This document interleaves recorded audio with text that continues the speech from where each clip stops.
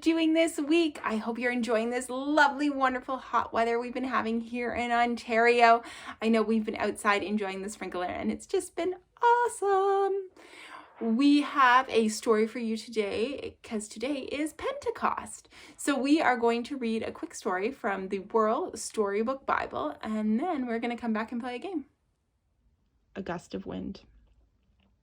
A gust of wind blasted through the house in Jerusalem. The disciples jumped up from the table. Andrew grabbed the bread. John and James grabbed the cups. The tablecloth flew into the air. Plates crashed to the floor. The disciples were celebrating the festival of Pentecost. But now their meal was a mess.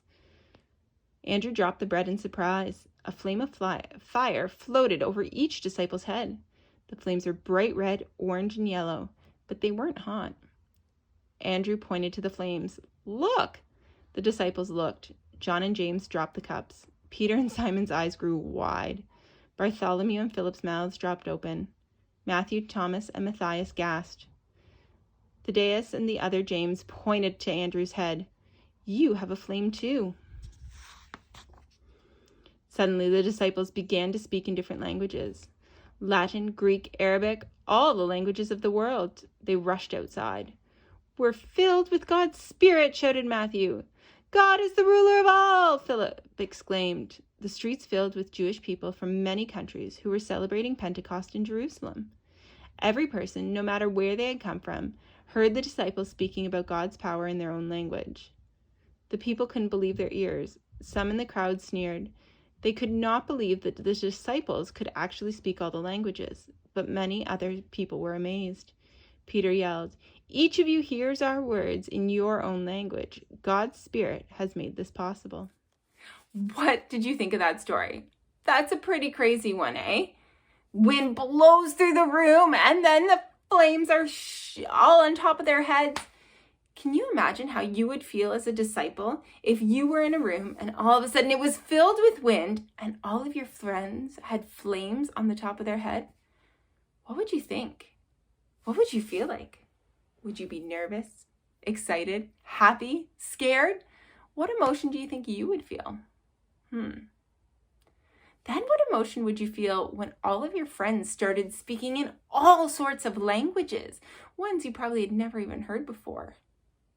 Would you be scared? Would you be curious? I think it's pretty amazing when people know different languages. I personally only speak English, and I wish I knew other languages out there. I wonder if anybody watching speaks a different language. Do you? Are there any other ones you're learning? I have a little game that I thought would be fun today. I am going to flash up the word hello in different languages, and what I want you to do is guess what language it is and even how to say it, and I'm actually going to teach you how to pronounce them. All right, here we go. Enjoy the game.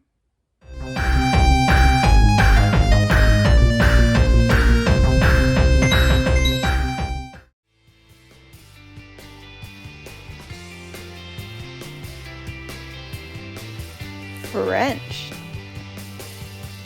Bonjour. Bonjour.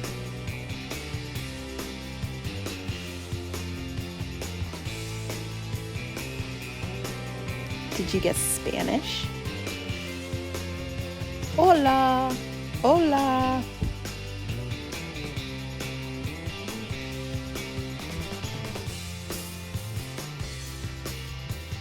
Ooh, tricky. That was Arabic. Salam. Salam.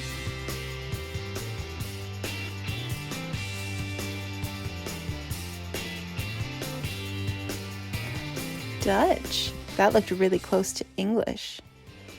Hello.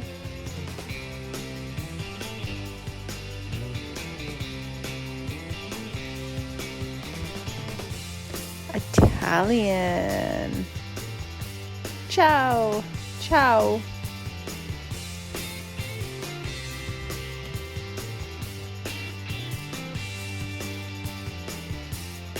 That was a tricky one. That was German.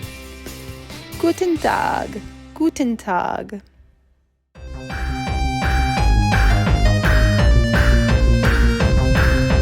How'd you do? Did you guess any of them right? Some of them were pretty tricky.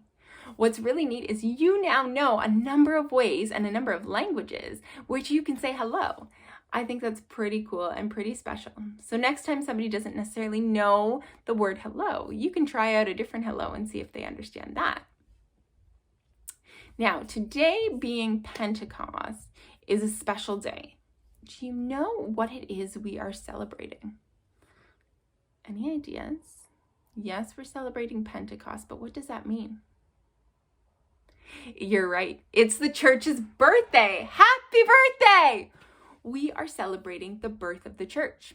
When the disciples were filled with the Holy Spirit and they had the flames on their head, the Holy Spirit came in them and gave them all the different languages to speak. He gave them the different tongues, which is a way of saying all the different languages. The disciples then went out and started telling the world about Jesus and God and who they were and why he was special. And so we consider this event the birth of the church. So happy birthday. So for that, I thought we would make some party hats. I have provided a link with a cutout page for you. What I want you to do is color in this flame. Now, Pentecost is typically red, so you can make a red, orange, and yellow fire flame. And then these are actually the parts to make the headband, so you can color them in or not. Here I have our first one made. This is what my daughter did. She used orange and yellows to make it nice and bright. And then I want you to cut out those side pieces, and we're actually going to see the tape. We're going to tape them on. I did one already. I can do the other right here. Going to tape them on, and then they can go around your head as a Pentecost party hat. Everybody has a flame. So you can make them for yourself, you can make them for your parents. Because tonight, after dinner, I'm hoping you can do something to celebrate the church's birthday. What are ways you think you could celebrate a birthday? I know in our house, we're going to be making a cake. So maybe you guys can make a cake too if your parents say it's okay. So you can make a cake and everybody can put on their party hats and you can have a birthday party for the church. And if your parents say no to making a cake, that's okay. You can also maybe just sing happy birthday to the church. I hope you guys have a wonderful week and a great day celebrating Pentecost and the church's birthday. Have a good one.